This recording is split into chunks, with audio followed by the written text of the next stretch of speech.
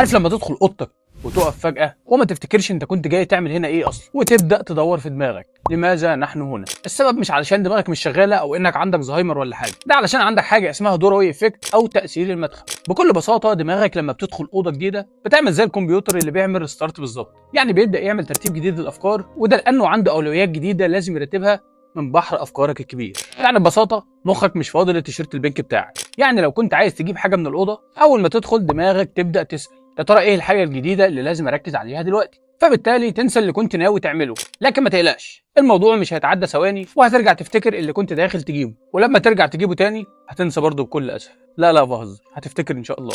والقاعده دي مش على الناس كلها، يعني في ناس دماغهم دايما شغاله، ولو دخلوا الاوضه مش هيضيعوا اي وقت وهيفتكروا كل حاجه حتى لو كان في مليون حاجه في دماغهم. الا انت بالذات اللي بنحاول نقوله ببساطه، لو دخلت اوضتك ونسيت ده مش عيب، دماغك بس هو اللي مش فاضي للكلام الفارغ بتاعك. سلام.